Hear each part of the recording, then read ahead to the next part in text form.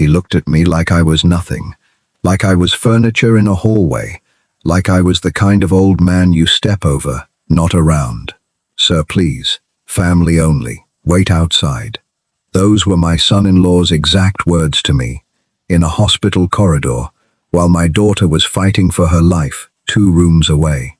I didn't argue. I didn't raise my voice.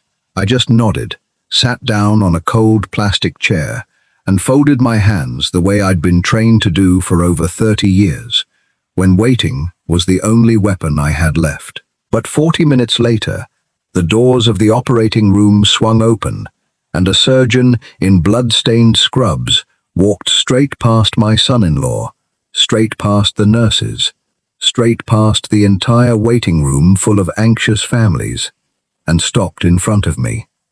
He stood up straight. His hand came up in a salute that hadn't been used on me in 11 years, and he said one word that changed everything in that hallway. "Sir, if you've ever been underestimated by someone who was supposed to love you, someone who looked at your worn-out shoes and your quiet voice and decided you didn't matter, stay with me." Because what happened next in that hospital didn't just humble my son-in-law. It cracked open a secret I had kept from my own family for over a decade, and by the end of that night, nothing in our family would ever look the same again. My name is Robert Callahan. I'm 68 years old, and this is the night my silence finally ran out. Let me tell you something about invisibility. It doesn't happen all at once. It creeps in slowly, one dismissed opinion at a time, one interrupted sentence at a time, until one day you realize you've become a shadow in your own family's life. I retired 11 years ago. Before that, I spent 31 years in the United States Army. I won't get into all of it right now. That comes later. And trust me, it's worth the wait. But by the time I hung up my uniform for the last time, I had earned a rank that most soldiers spend their whole careers dreaming about and never reach. But when I came home for good, I made a choice. I didn't want to be the colonel at every dinner table. I didn't want my grandchildren to grow up saluting their grandfather instead of hugging him. So I put the medals in a box in the attic. I bought a simple house in a quiet Ohio suburb, and I became just Robert, a retired guy who mowed his lawn on Saturdays, fixed his own gutters, and drove a 14-year-old pickup truck that ran fine and didn't need replacing. My wife, Diane, understood. She used to say, "You spent 3 decades being Colonel Callahan for the country. Now you get to just be Bob for us." She passed 4 years ago. Cancer. Quiet, like everything else about our life together. I still miss her every single day, but that's a story for another time. We had one daughter, Emily. She is, the best thing either of us ever built together. Smart, kind, stubborn, in the best way. She became a nurse, of all things, working the same hospital system I'm about to tell you about. I was so proud of her, I could barely speak the first day she put on her scrubs. 5 years ago, Emily married a man named Dennis Pratt. Dennis is an ambitious man. Real estate development, sharp suits, a handshake that's just a little too firm, like he's trying to prove something every time he meets you. When he first came around, I tried. God knows I tried. I invited him fishing. He said fishing was not really his thing. I offered to help him understand the housing market from an investment angle, since I'd done well with some property over the years. He smiled that polite, dismissive smile people give you when they've already decided you have nothing useful to offer. From the very first year, Dennis treated me like a checkbox, someone to greet at holidays, nod at, and otherwise ignore. He never asked me a single question about my life before Emily was born. Not one. 31 years of service, and to him, I was just Emily's dad, a quiet old guy in a flannel shirt who probably worked in a factory somewhere and collected a modest pension. I let him think that. I want to be honest with you here. I let him think that, because for a long time, it didn't cost me anything to be underestimated. In fact, there's a strange kind of peace in it. When people expect nothing from you, they can't disappoint you, and you can't disappoint them either. But underestimating someone always comes with a price. Dennis just didn't know he was already running up a bill. I want you to understand something before we get to the hospital, because context matters. This wasn't one bad moment. This was 5 years of small cuts, the kind that don't bleed enough to notice until you look down and realize you're covered in scars. At our first Thanksgiving as a family, with Dennis in it, he sat at the head of my own table. I let it go. Emily was glowing, newly married, and I wasn't going to make a scene over a chair. At Christmas the next year, he corrected me in front of my own grandchildren when I mentioned I used to travel overseas for work. Grandpa's exaggerating, he told my grandson Tyler with a little laugh. Grandpa was in logistics, buddy. Paperwork stuff. I hadn't said a word about what kind of work. He simply assumed, and then he taught my grandson to assume the same thing. Logistics. Paperwork stuff. I looked at Emily across the table. She knew better. She'd grown up watching me leave for deployments, watching her mother cry quietly in the kitchen some nights, watching me come home changed in ways nobody talks about at dinner parties. But she just gave me a small, apologetic smile and changed the subject. She loved her husband. She wanted peace in her house. I understood. I'd spent my whole life protecting people who couldn't protect themselves. Protecting my daughter's peace felt like the same instinct. Over the years, it got worse in small ways. Dennis would talk over me at family dinners about how the world really works, about leadership, about discipline, about what it means to build something from nothing, lecturing a man who had once been responsible for the lives of hundreds of soldiers in conditions Dennis couldn't survive for 1 week. I never corrected him. I just ate my dinner and let him have his stage. When my truck broke down 2 winters ago, Dennis offered to buy me a new one. Since money's probably tight for you these days, Bob, I told him I was fine. He insisted, in that way where the insistence itself is the insult, like he was doing charity work. I declined. He told Emily later that I was too proud for my own good. He wasn't wrong about the pride. He was wrong about everything else. The truth is, my pension alone from 31 years of service, combined with investments I'd made carefully over decades, put me in a financial position Dennis couldn't have imagined. But I never once corrected the story he told himself about me, because the moment I did, I knew our relationship would change into something transactional. People start treating you differently once they know what you have. I wanted my daughter's husband to treat me with respect because I was her father, not because of a number in a bank account or 3 letters in front of my old name. So I let him believe I was a simple man. And for 5 years, that lie of omission cost me my dignity. At every family gathering, every holiday, every casual conversation where he'd explain concepts to me that I understood decades before he was born, I told myself it didn't matter. I told myself I was the bigger man for staying quiet. I was wrong about that too. Silence isn't always strength. Sometimes it's just a slower kind of surrender. It was a Tuesday evening in October when my phone rang. I remember exactly where I was, standing in my kitchen, boiling water for tea, half watching the local news. It was Tyler, my grandson, 14 years old, and his voice was shaking so hard I almost couldn't understand him. "Grandpa, it's Mum." She collapsed. "There's an ambulance. Dad said to call you, but he sounded weird. Grandpa, please come." I didn't ask questions. I didn't sit down and process my feelings. 31 years of training doesn't disappear just because you traded a uniform for a cardigan. My hands moved before my mind caught up. Keys, wallet, jacket, door. The drive to St. Augustine Memorial Hospital took 11 minutes. I know because I counted every single one of them, the way you count seconds when time itself feels like the enemy. I want to pause here and tell you something about fear. I've been shot at. I've had colleagues die inches from me. I've made decisions that saved lives, and decisions that haunt me still, decades later, in the quiet hours before dawn.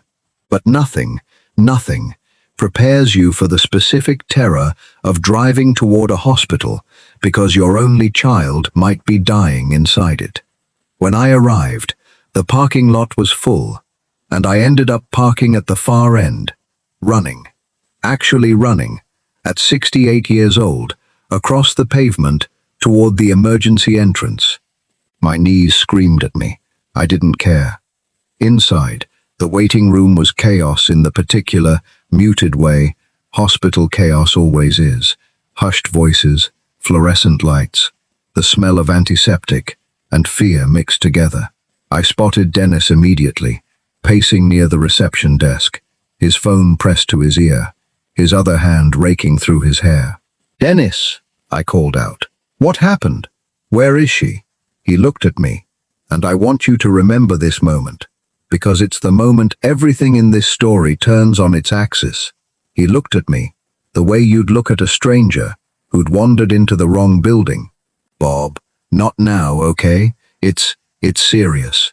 They're prepping her for surgery, some kind of internal bleeding. They think it might be her spleen. I don't know. Everything's happening so fast. What can I do?" I asked. And this is the part I need you to really hear. He looked at me, at my flannel shirt, at my old work boots, at the quiet, unremarkable 68-year-old man standing in front of him, and he said the words that would echo through that hallway for the rest of the night. Honestly, nothing. Just sit down somewhere. This is a family matter, Bob. I need to focus on talking to the doctors, and I don't have time to explain everything to you twice. Sir, please. Family only. Wait outside. Sir. Not Dad. Not even Bob, which is what he usually called me. Sir.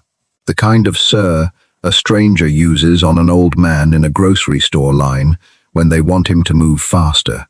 The kind of sir that tells you exactly where you rank in someone's eyes, which is to say, nowhere at all. I want to tell you I said something sharp back to him.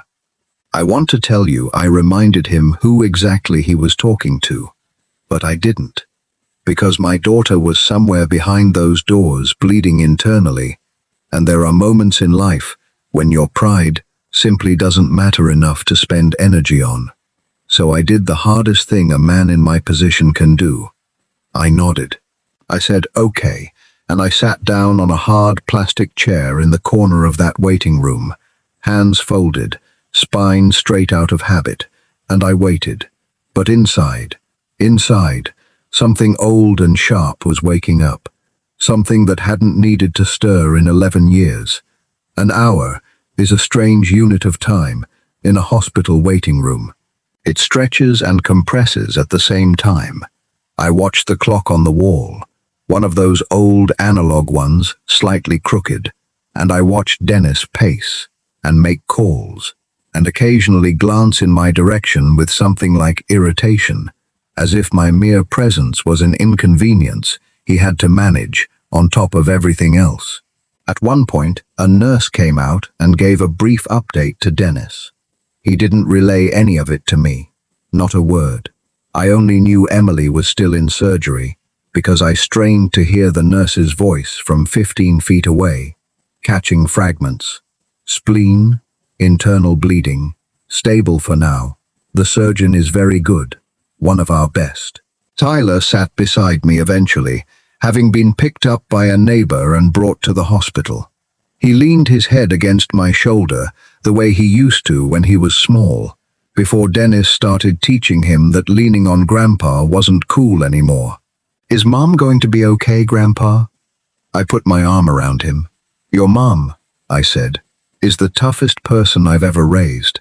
And I've raised a lot of tough people in my life. Trust me." He looked up at me, confused by that sentence, but too scared to ask what it meant. Kids are smarter than we give them credit for.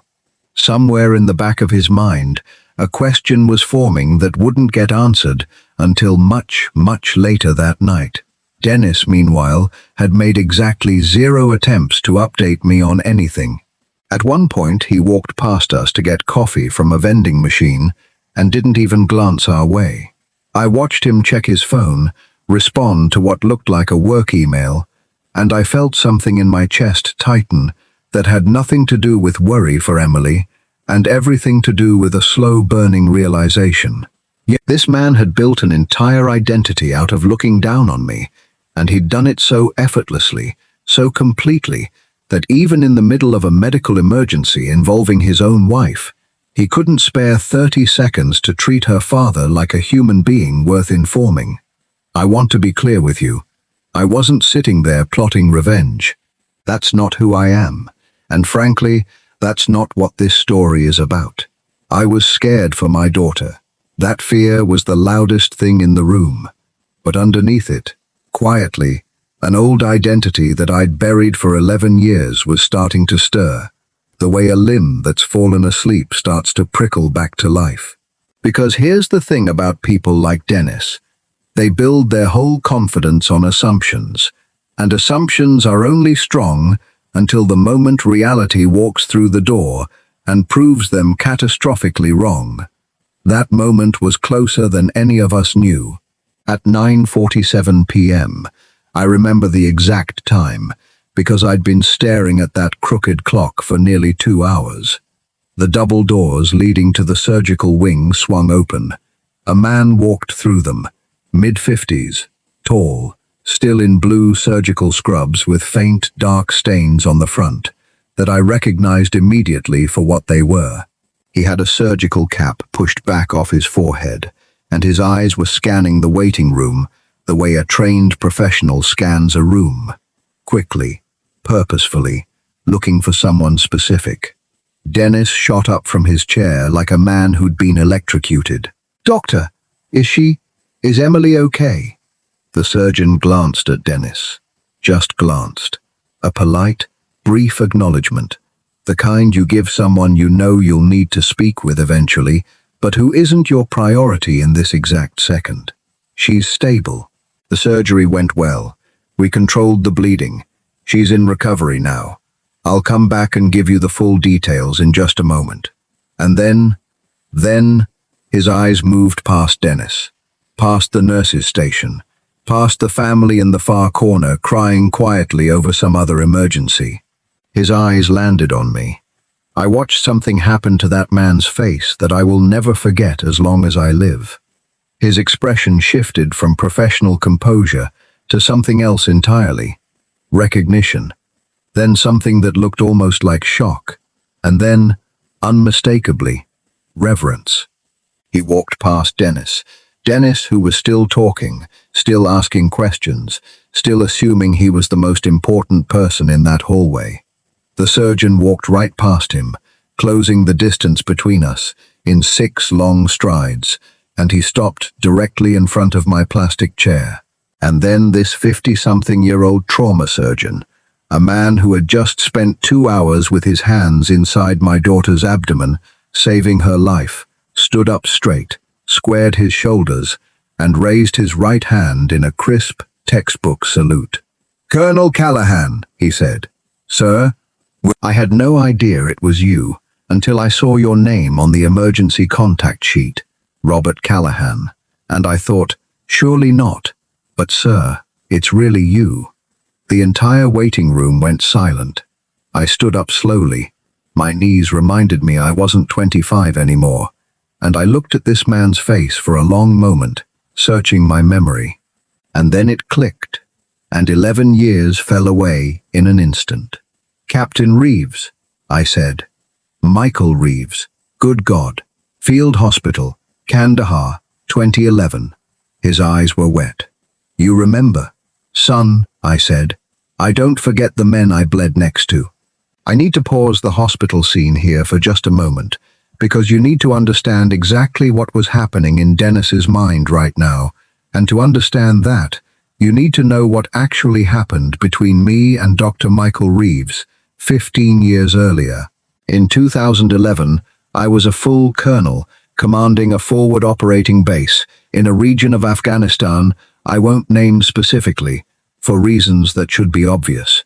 Michael Reeves was a young army surgeon, barely 30, running a field hospital that was chronically short on supplies, short on staff, and constantly under threat. One night, our position took mortar fire, multiple casualties.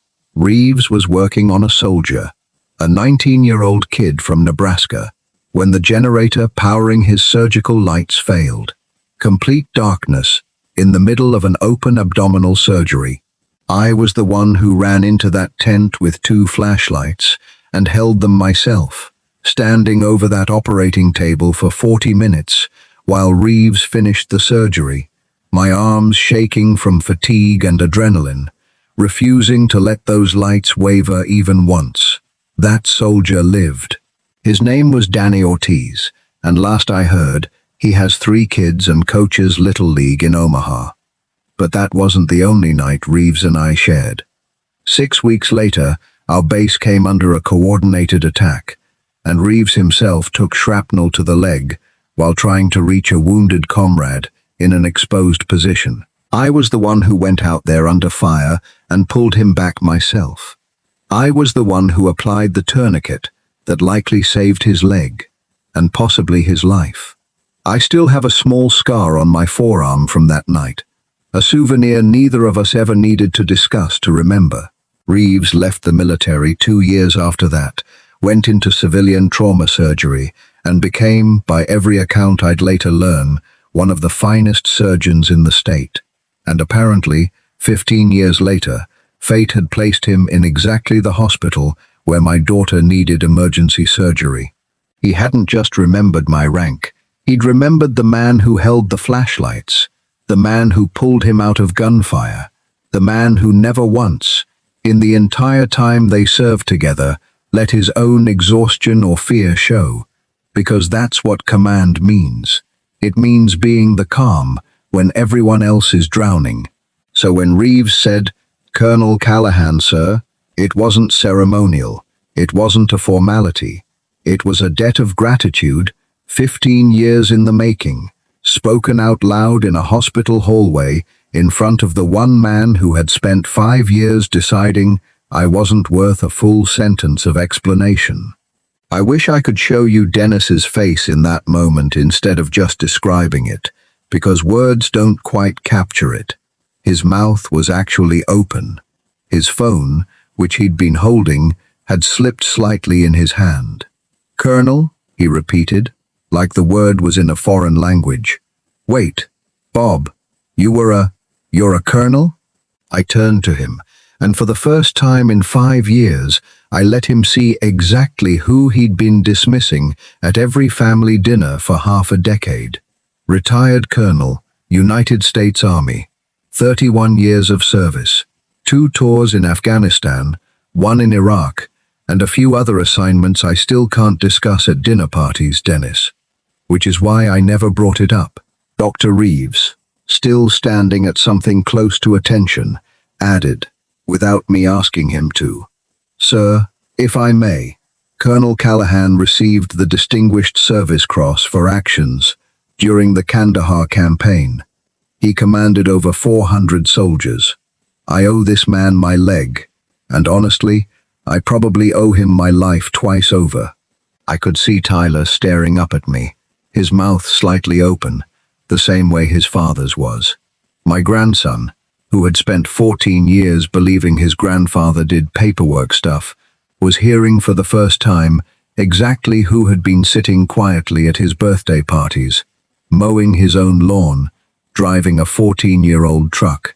Dennis found his voice again, though it came out smaller than I'd ever heard it. Nobody told me. "Bob, sir, I'm sorry. I didn't know. Why didn't anyone say anything? And here's where I want to be honest with you about my own role in this. Because a story like this only means something if I take responsibility for my part in it too. Dennis, I said, you never asked. 5 years. And you never once asked me a real question about my life before Emily was born. You decided who I was, the moment you met me, and you never once considered you might be wrong. That's not entirely your fault. Some of it's on me, for letting you believe it. But most of it, son, is on you, for never being curious enough to find out. I wasn't cruel about it. I want that understood. I wasn't standing there gloating, enjoying his humiliation, because frankly, watching a grown man's ego collapse in a hospital hallway isn't satisfying. It's just sad, and it's beside the point when my daughter was still in recovery 2 hallways away. But I also wasn't going to pretend the moment hadn't happened, or smooth it over just to make him comfortable, the way I'd been doing for 5 straight years. Dr. Reeves cleared his throat gently. Sir, if you'd like, I can take you back to see Emily now. She's stable. She's going to make a full recovery, but I know you'll want to see her. Yes, I said. Please. And as we walked toward those doors, me, Dennis, trailing a half-step behind, like a man who no longer knew what his position in this family even was, I heard Dr. Reeves say quietly, just to me, Sir, for what it's worth, I always wondered what happened to you after you retired. I'm glad to see you're still exactly the man I remember. That meant more to me than anything Dennis could have said in that hallway, because after 11 years of being invisible, of choosing invisibility, of wrapping myself in an ordinary flannel shirt and an ordinary truck and an ordinary life, someone had looked at me and immediately seen exactly who I still was underneath all of it. I'm not going to spend too long on the recovery room because that part of the night belongs to my daughter and not to this story of pride and humility. But I do want to share one moment with you. Emily was groggy, pale, hooked up to monitors but conscious. When she saw me walk in, her eyes filled with tears, and she reached for my hand. Dad, she whispered, Tyler called you? He did. Good kid. Dennis didn't want to bother you, she said, and even in her medicated haze, I could hear the apology in her voice, the way she'd spent years quietly smoothing over her husband's treatment of me. I'm sorry, Dad. I should have said something to him a long time ago about how he talks to you. I squeezed her hand. You don't apologize for another grown man's manners, sweetheart. That's not your job. It never was. She managed a weak smile. So Dennis knows now, huh? Dennis knows now. About time, she whispered, and closed her eyes, exhausted but smiling. I sat with her for a long while after that, just holding her hand, listening to the steady beep of the heart monitor, feeling something in my chest finally start to unclench after the longest few hours of my recent life. Dennis caught up with me in the hospital parking lot near midnight. Emily was sleeping, stable, out of danger, and Tyler had gone home with a neighbor to get some rest before school in the morning. Dennis looked different out there under the parking lot lights, smaller somehow, not physically. He's still a big man, still wears his expensive coat well, but something in his posture had changed. The confidence that usually radiated off him like heat off pavement was gone. Bob, sir, can we talk? You can call me Bob, Dennis. I'm still the same person I was yesterday. He nodded, rubbing the back of his neck. That's the thing, though. You're not, are you? I mean, you are, but I didn't know who that person actually was. I spent 5 years thinking you were just some quiet retired guy. I never once thought to ask what you actually did. I just assumed. You did, I agreed. I made you feel small. In your own family. At your own daughter's dinner table, I made you feel like you didn't belong there. I didn't rush to reassure him. I let the silence sit there for a moment, because some silences need to be earned before you fill them. You did, I said again. For 5 years. He looked down at the pavement. I don't really know what to say that fixes that. You don't fix 5 years in one hospital parking lot, Dennis. That's not how respect works. It's not like a light switch you flip on now that you know about the medals in my attic. If you only respect me now because a surgeon called me sir in front of you, then you've learned the wrong lesson tonight. He looked up at that, surprised. The lesson, I continued, isn't that I turned out to be somebody important. The lesson is that you don't get to decide someone's worth based on their truck, or their flannel shirt, or how loud they talk at dinner. You do that to waiters. You do that to the man who mows your lawn. You do that to strangers you'll never see twice. But you don't do that to family. Not ever.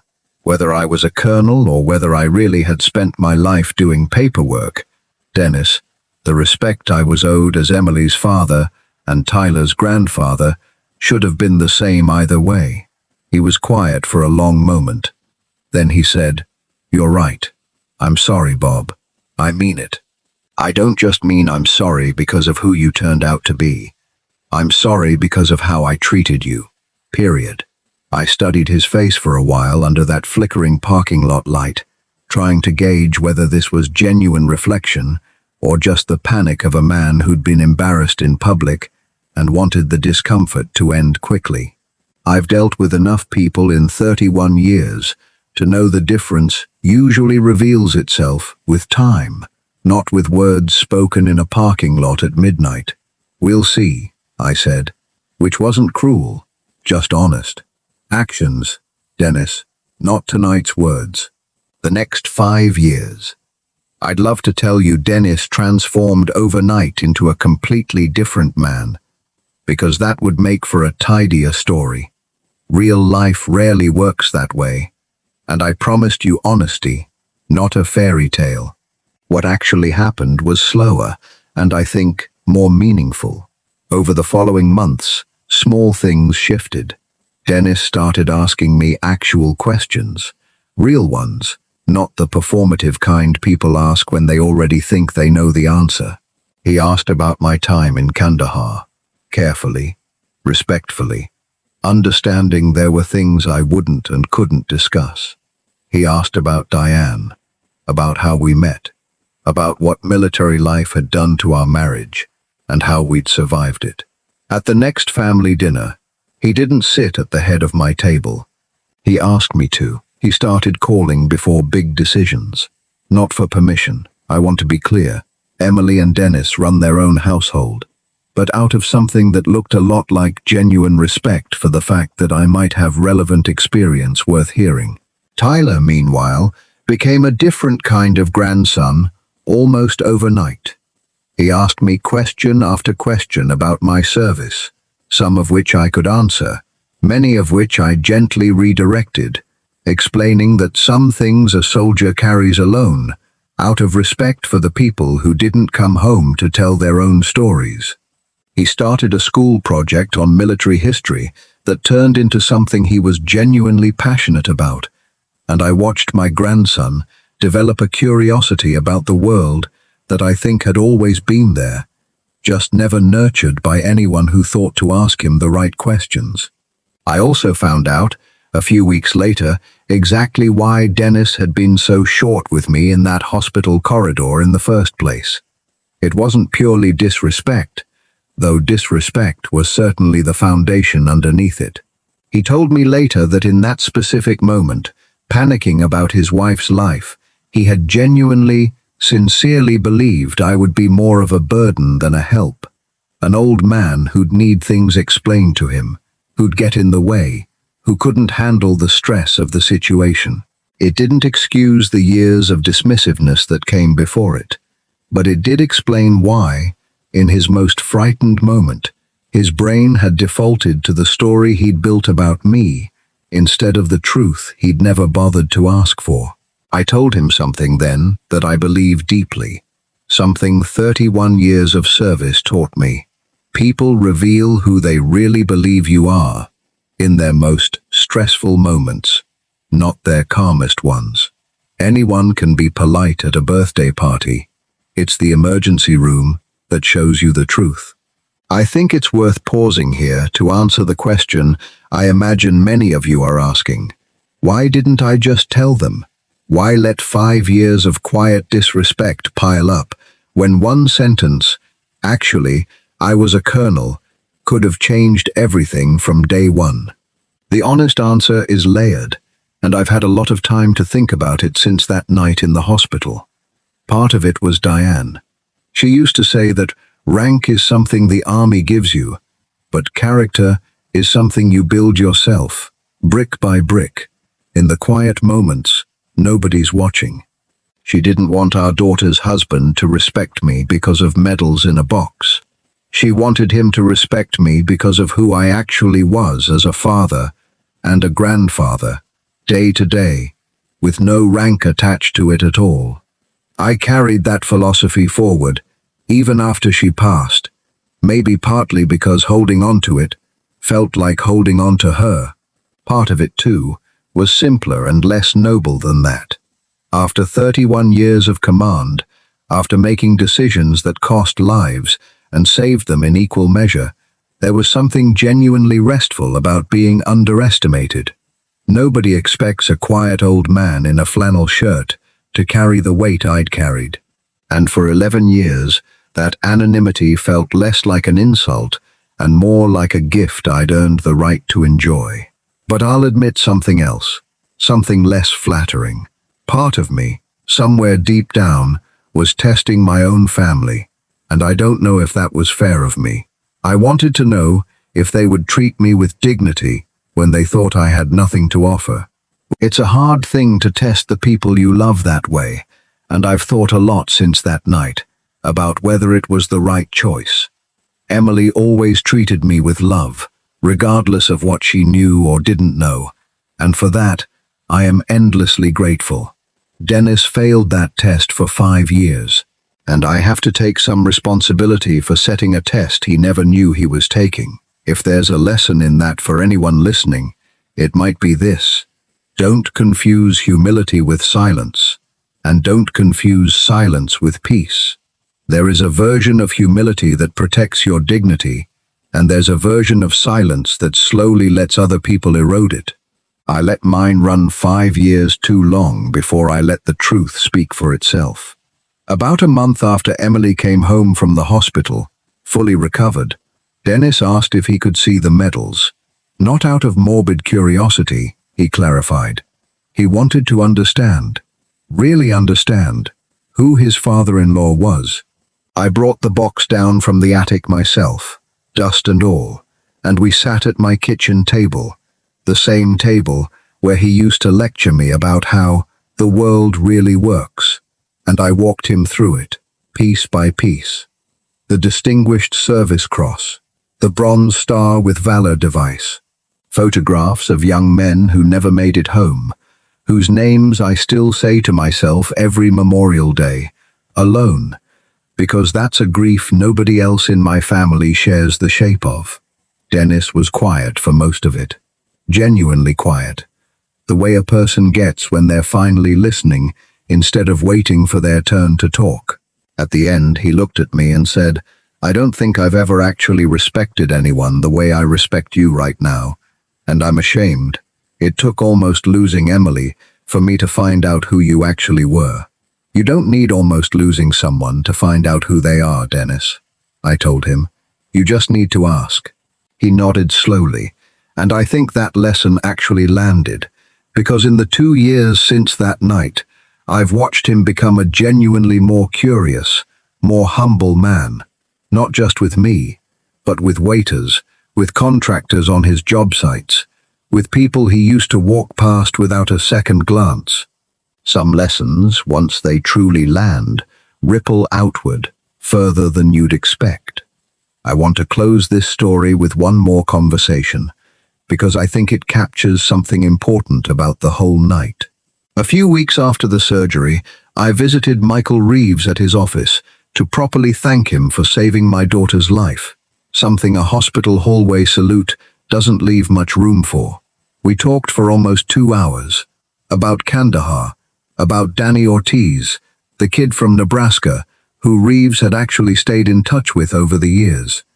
about the strange, unbreakable thread that connects people who've bled for each other, even 15 years and 1,000 miles removed from the moment it happened. Before I left, Reeves said something I've thought about often since. You know, sir, the thing about real strength is, it doesn't announce itself. I've operated on plenty of important men in this city. CEOs, politicians, minor celebrities, and half of them make sure everyone in the building knows exactly how important they are before they even sit down in the waiting room.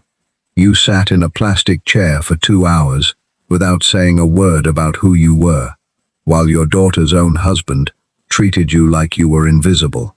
That tells me everything I need to know about the kind of man you actually are. The medals just confirmed it.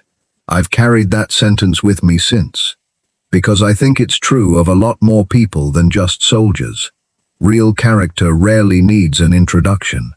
It reveals itself in the waiting room, not the parade. If there's one thing I hope you take from this story, it's this.